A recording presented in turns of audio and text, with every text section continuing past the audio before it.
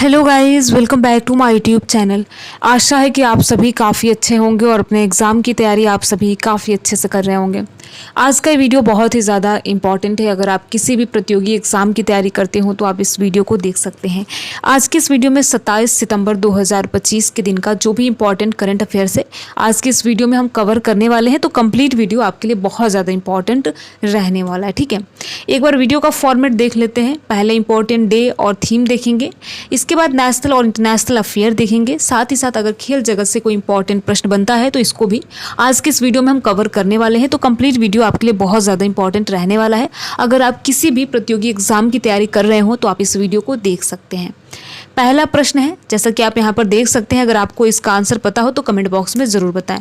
पहला प्रश्न है, 27 सितंबर को प्रत्येक वर्ष कौन सा दिवस मनाया जाता है। इसमें आपको ये बताना है कि 27 सितंबर को प्रत्येक वर्ष कौन सा दिवस मनाया जाता है। पहला ऑप्शन है विश्व पर्यटन दिवस, बी ऑप्शन है विश्व जल दिवस, सी ऑप्शन है विश्व पर्यावरण दिवस और डी ऑप्शन है अंतर्राष्ट्रीय शांति दिवस। ठीक है, तो देखिए 27 सितंबर को प्रत्येक वर्ष विश्व पर्यटन दिवस यानी वर्ल्ड टूरिज्म डे के रूप में मनाया जाता है। तो आपको याद रखना है, बहुत ज़्यादा इंपॉर्टेंट प्रश्न है। UNWTO के द्वारा इसे स्थापित किया गया था। तो अगर आपसे एग्जाम में ये प्रश्न बने तो आपको याद रखना है, संयुक्त राष्ट्र विश्व पर्यटन संगठन के द्वारा इस दिन को स्थापित किया गया था, जो संस्कृतियों को जोड़ने और देशों की अर्थव्यवस्थाओं में योगदान करने की शक्ति रखता है। तो आपको याद रखना है, विश्व पर्यटन दिवस 27 सितंबर को प्रत्येक वर्ष मनाया जाता है। ठीक है, चलिए आगे चलते हैं। अगला प्रश्न है, लिपुलेख दर्रा जो हाल ही में समाचारों में देखा गया किन देशों के त्रिकोणीय संगम के पास स्थित है। इसमें आपको लिपुलेख दर्रा के बारे में बताना है, जो रिसेंटली काफ़ी न्यूज़ में रहा है। तो आपको ये बताना है किन देशों के त्रिकोणीय संगम के पास स्थित है। ठीक है, तो पहला ऑप्शन है भारत, म्यांमार और बांग्लादेश, बी ऑप्शन है भारत, नेपाल और चीन। ठीक है, सी ऑप्शन है भारत, भूटान और चीन, डी ऑप्शन है चीन, भूटान और नेपाल। यानी किन तीन देशों के त्रिकोणीय संगम पर लिपुलेख दर्रा स्थित है। तो आपको याद रखना है कि भारत, नेपाल और चीन, यानी बी ऑप्शन सही है। भारत, नेपाल और चीन के बीच लिपुलेख दर्रा स्थित है। ठीक है, आपको याद रखना है, बहुत ज़्यादा इंपॉर्टेंट प्रश्न है। यह दर्रा भारत के उत्तराखंड और चीन के तिब्बत की सीमा पर है। ठीक है, तो आपको याद रखना है भारत के किस राज्य में है, तो उत्तराखंड में है। अगर चीन में पूछा जाए तिब्बत में है। ठीक है, और भारत, नेपाल और चीन त्रिकोणीय जंक्शन के निकट स्थित है। तो आपको याद रखना है, भारत, नेपाल और चीन के बीच लिपुलेख दर्रा स्थित है, उत्तराखंड में है। और अगर हम चीन की बात करें तो तिब्बत में है। ठीक है, चलिए अगला प्रश्न देखते हैं। हाल ही में किस देश की राष्ट्रीय एजेंसी ने 2 ईरानी उपग्रह कौसर और हौदोद को कक्षा में प्रक्षेपित किया है। तो ये प्रश्न बहुत ज़्यादा इंपॉर्टेंट है। आपको ये बताना है कि कौन सा वह 2 ईरानी उपग्रह है जिसका नाम कौसर और हौदोद है। ठीक है, इसको प्रक्षेपित किया गया किन देशों की अंतर्राष्ट्रीय एजेंसी ने। ठीक है, तो पहला ऑप्शन है चीन, बी ऑप्शन है भारत, सी है रूस और डी ऑप्शन है संयुक्त राज्य अमेरिका। तो आपको याद रखना है कि रसिया की अंतर्राष्ट्रीय एजेंसी ने हाल ही में 2 ईरानी उपग्रह को सफलतापूर्वक कक्षा में प्रक्षेपित किया है, जिसका नाम कौसर और हौदोद है। ठीक है, तो ये 2 ईरानी उपग्रह है, आपको नाम याद रखना है। और कौन सा अंतर्राष्ट्रीय एजेंसी है, तो रसिया की अंतर्राष्ट्रीय एजेंसी है, आपको याद रखना है। ठीक है, चलिए आगे बढ़ते हैं। अगला प्रश्न है, किस देश ने 2025 को समुदाय का वर्ष घोषित किया है।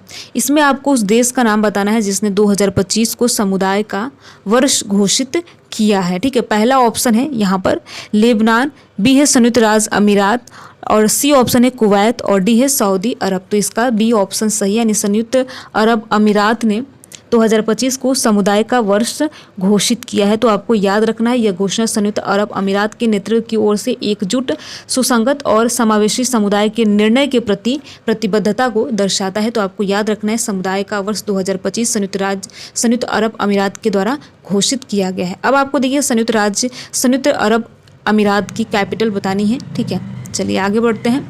जल शक्ति अभियान को लागू करने की जिम्मेदारी किस मंत्रालय की है। ये प्रश्न बहुत ज़्यादा इंपॉर्टेंट है और मुझे उम्मीद है कि आप में से अधिकांश लोगों को ये पता भी है कि जल शक्ति अभियान को लागू करने की जिम्मेदारी किस मंत्रालय के पास है, किस मंत्रालय की है।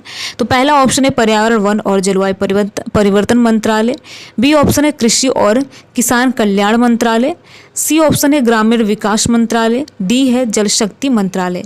तो देखिए जल शक्ति अभियान को आपको याद रखना है कि जल शक्ति मंत्रालय के द्वारा ये अधीन है और इसी की पूरी जिम्मेदारी है। तो आपको याद रखना है डी ऑप्शन सही है। ठीक है, तो ऐसे प्रश्न देखिए एग्जाम में पूछे जाए तो आपको याद रखना है, ऐसे प्रश्न जो है गलत नहीं होने चाहिए। आगे बढ़ते हैं। अगला प्रश्न है, सिरुई लिली महोत्सव 2025 किस राज्य में आयोजित किया गया था? इसमें आपको बताना है कि सिरुई लिली महोत्सव 2025 किस राज्य में रिसेंटली आयोजन किया गया था। पहला ऑप्शन है त्रिपुरा, बी है मणिपुर, सी है असम, डी है मिजोरम। तो आपको याद रखना है सिरुई लिली महोत्सव 2025 मणिपुर में, यानी बी ऑप्शन सही है, मणिपुर राज्य में आयोजित किया गया। यह महोत्सव आपको याद रखना है उखरुल जिले में होता है और यह दुर्लभ सिरुई लिली फूल के बारे में जागरूकता फैलाने के लिए इस दिन को आयोजित किया जाता है और इस प्रकार से वार्षिक सांस्कृतिक ये कार्यक्रम है। तो आपको याद रखना है सिरुई लिली जो है महोत्सव ये मणिपुर में सेलिब्रेट किया जाता है। तो ये फूल से यानी पुष्प को लेकर जो लिली फूल है उसमें जागरूकता फैलाने के लिए, उसको लेकर जागरूकता फैलाने के लिए इस दिन को सेलिब्रेट किया जाता है। ठीक है, चलिए आगे बढ़ते हैं। भारत का पहला स्वदेशी automated biomedical waste treatment plant किस शहर में शुरू किया गया है? इसमें आपको ये बताना है कि भारत का पहला यानी स्वदेशी यानी भारत के द्वारा बनाया गया automated biomedical waste treatment plant किस शहर में शुरू किया गया है? तो पहला ऑप्शन है चेन्नई, बी है हैदराबाद, सी है नई दिल्ली और डी ऑप्शन है कोलकाता। तो आपको याद रखना है नई दिल्ली एम्स में ये शुरू किया गया और भारत का पहला स्वदेशी automated biomedical waste treatment plant है जो कि नई दिल्ली के एम्स में इसको शुरू किया गया है। तो आपको याद रखना है ऑप्शन सी ऑप्शन सही है। ठीक है, चलिए आगे बढ़ते हैं। न्योकर युल्लो त्यौहार अरुणाचल प्रदेश में किस जनजाति द्वारा मनाया जाता है? ये प्रश्न बहुत ज़्यादा इंपॉर्टेंट है क्योंकि ट्राइब को लेकर है। इसमें आपको बताना है कि न्योकल युल्लो, ठीक है, युल्लो त्यौहार किस अरुणाचल प्रदेश में किस जनजाति के द्वारा मनाया जाता है? ठीक है, पहला ऑप्शन है खामती जनजाति, बी है नेशी जनजाति, सी है गालो जनजाति और डी है तगिन जनजाति। तो ये प्रश्न देखिए बहुत ज़्यादा इंपॉर्टेंट है क्योंकि ये नीशी जनजाति के द्वारा मनाया जाता है। तो न्योकल युल्लो जो त्यौहार है अरुणाचल प्रदेश में ये नीशी जनजाति के द्वारा मनाया जाता है। अब ये त्यौहार देखिए भूमि और लोगों के बीच आपसी सामंजस्य के लिए यानी आपसी सामंजस्य को बढ़ावा देने के लिए इस त्यौहार को मनाया जाता है। तो आप जनजाति का नाम याद रखेंगे, नीशी है जो कि इनका त्यौहार है न्योकल युल्लो। ठीक है, तो इस प्रकार बी ऑप्शन सही है। तो देखिए कुल मिलाकर हमने 8 इंपॉर्टेंट प्रश्न देखा और यहाँ से एग्जाम में प्रश्न पूछे जाने की भी संभावना बनती है। तो अगर आपका हाल ही फिलहाल कोई एग्जाम हो तो आप इस वीडियो को देख सकते हैं। वीडियो कैसा लगा जरूर बताएं। अगर आप वीडियो में किसी भी प्रकार का कोई सुधार चाहते हैं तो कमेंट बॉक्स में बता सकते हैं। वीडियो में लास्ट तक बने रहने के लिए आप सभी का बहुत बहुत धन्यवाद। अगर आपको ये वीडियो अच्छा लगा हो तो वीडियो को आप लाइक कर सकते हैं और लाइक करने के साथ साथ अपने यार दोस्त मित्र को भी शेयर कर सकते हैं। ठीक है।